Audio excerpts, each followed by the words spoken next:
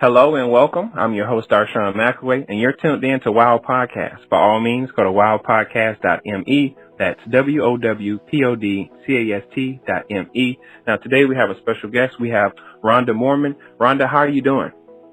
I'm fine. How are you? I'm doing well. So you have a pretty interesting story that a bio doesn't do it any justice. Can you please tell everyone who you are in a nutshell? Well, in a nutshell, I'm an actress, a mother, a overcomer, a empowerer, and I'm just happy to be on the show. Well, thank you very much. So let's talk about you. You have an upcoming book that's not quite finished just yet, and it's based off of your childhood trauma. Let's talk about your childhood trauma. What happened? Well, when I was 7 years old, I was in a gunfire. That was a drive-by, and I was put in a wheelchair from 7 to about 11 and a half years old.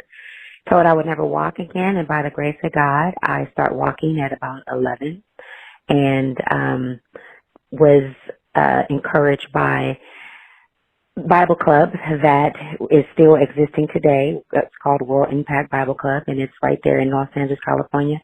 It taught me about faith, and I prayed and believed, and I dreamed of one day walking again, and by the grace of God, I started walking.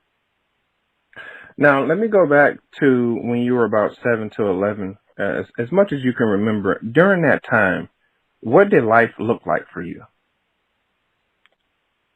You know, it was dark.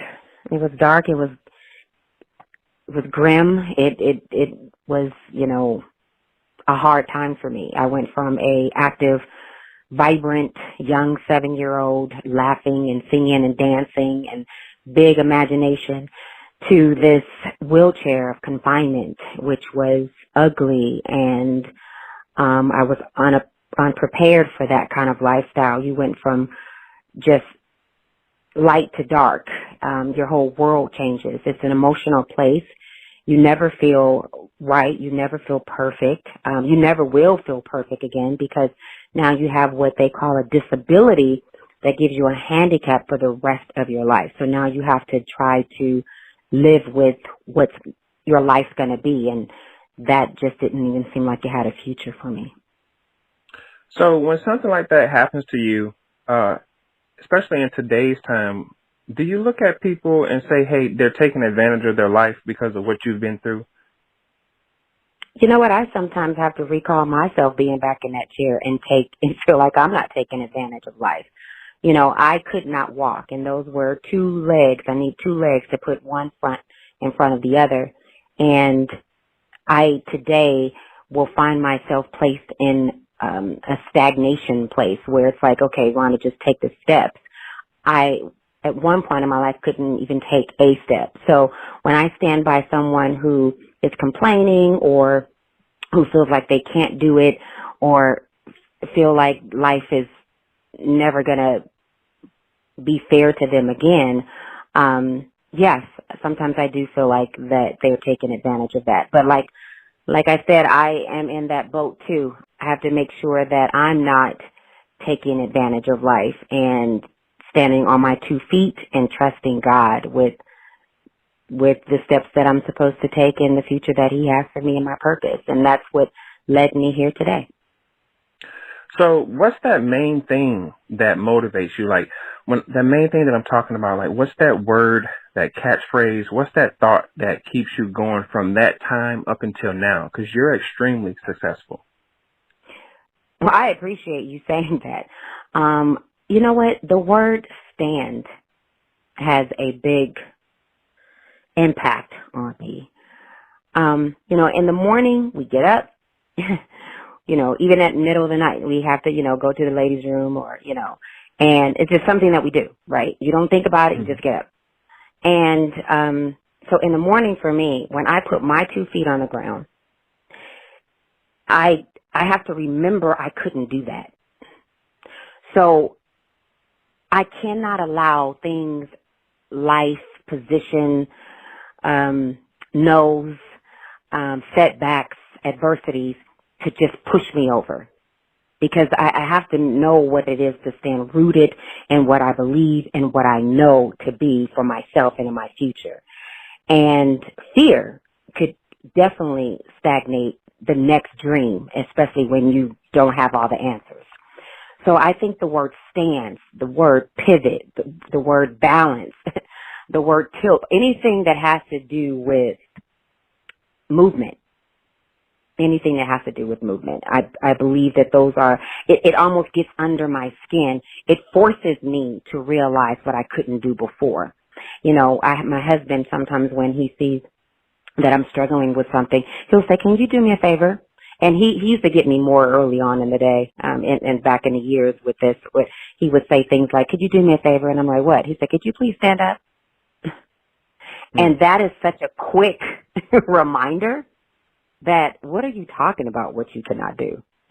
Right. What do you, can you just stand up? And I'm like, you know what? And even today it gets me even emotional just saying it, only because it's like, what? Wait, right.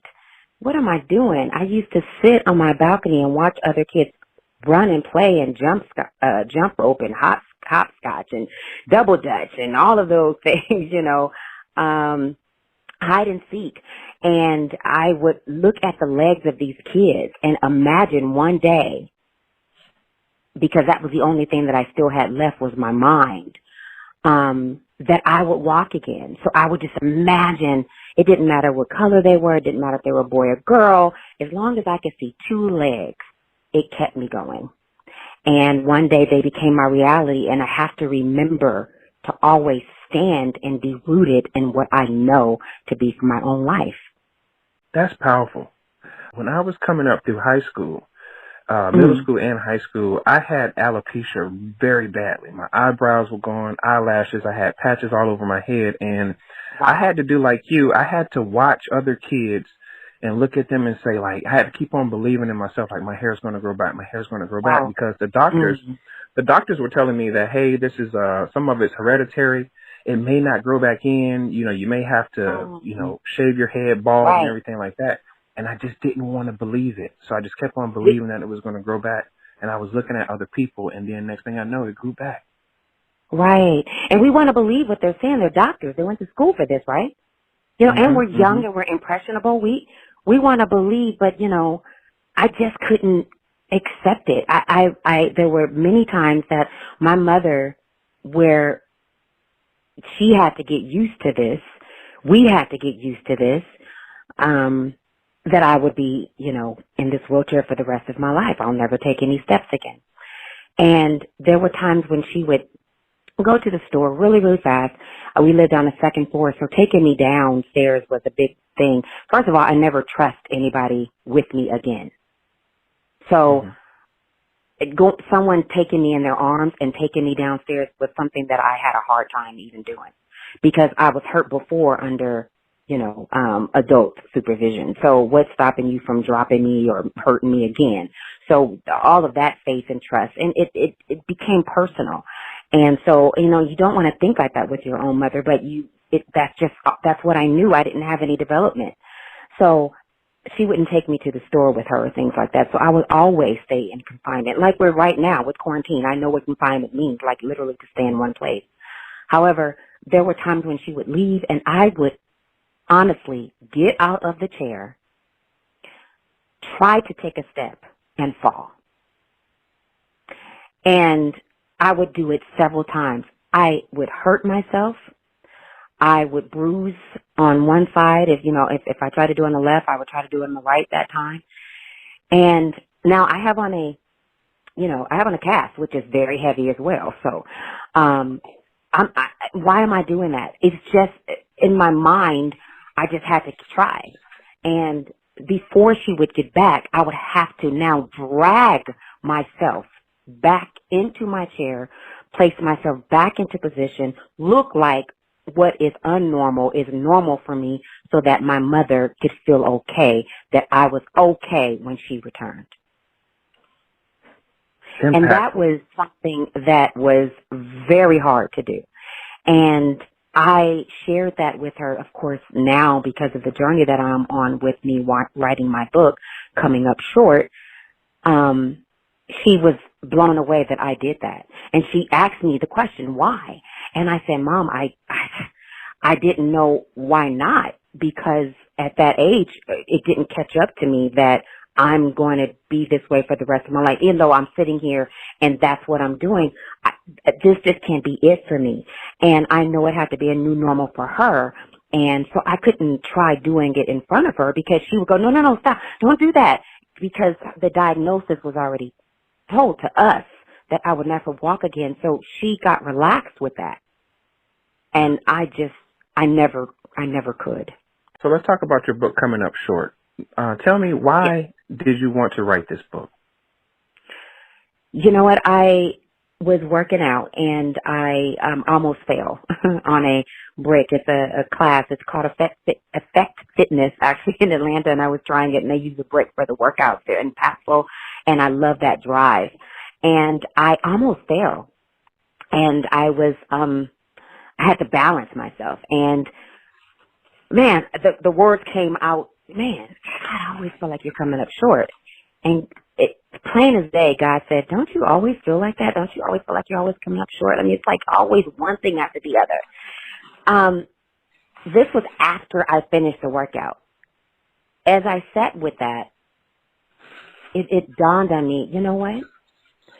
I'm no different than anyone else. All I had to do was adjust, and that's life. And I said, let me share that. Let me share my experiences. It's time for me to go beyond the veil, go past the wheelchair, go past the doubts and the, thought of what other people are going to think about me, and come clean of how it's time that I have to share my story and hopefully encourage that next young girl or young boy or whoever, that if I can do it and you see me standing next to you, what's the difference? There's no difference. I don't like the word disability, because it literally is like a stamp, and you become it. You become what they stamp you with. And I don't like the word handicap, because there's nothing handicapped by a person who's getting up every day, who is still alive. And I want them to know I understand and I'm just like you. If I could talk to anyone's heart and allow them to understand that in that darkest time, which I know and understand for myself, because I was rocked in tears, crying about that, I would always go, why me, God?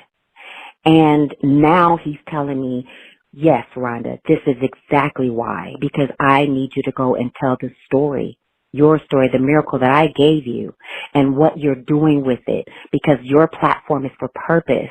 It's not for gain or for self-awareness of who, look at me. No, I need to out myself so that other people can see me, see them in me. So when is Coming Up Short coming out? Because I think a lot of people will want to definitely read this story. You know what? I'm working on it with this amazing business strategist, Coretta Doctor Consulting.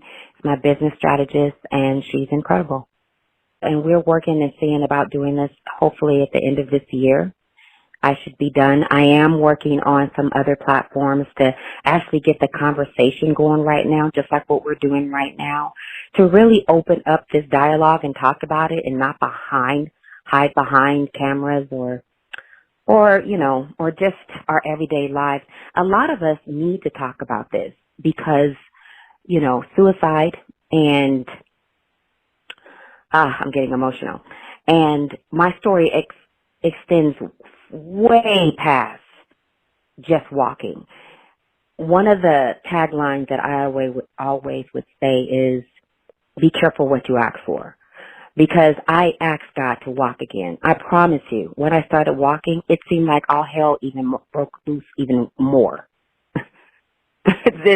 So it's like, when you're a victim, when you're in a chair, nobody bothers the victim. Yeah. No one, I mean, you get talked about and things like that, and kids can be cruel and life can happen and you feel, just hideous to your own self. However, it was like once I started walking, even more things start to happen in my life. And that's why I have this story called Coming Up Short, because I have experience after experience that it's like, man, if I just would have stayed in the chair, none of this would have happened, right? So it's one of those things where you go, man, why is life picking on me? But that's exactly the shoulders that I sit on. It's just these strong shoulders, and it's time for me to lift somebody else up with it. Where can everybody get in contact with you, or when can they learn more about you? Yes, please. On all platforms, I am Rhonda Morman on all the handles from Instagram, Facebook, Twitter. And, yes, and you can also visit my website at IamRhondaMorman.com. And please, I would love to hear from you and hear how you are overcoming everything that you're dealing with. And, I love that. I love that coming up short is not a matter of what is lacking about you, but what is winning about you. That's what this whole story is going to be based off on. So your redemption story, your redeemer, and how you know to be your best self against all adversity. Well, I'm your host, Darshawn McAway. We're talking to Rhonda Morman. She's an actress and getting ready to become a best-selling author. I'm going to speak that into existence. Rhonda, thank you so much for coming on to Wowpodcast. We really appreciate you. I appreciate you having me. Love the titles, too. Thanks.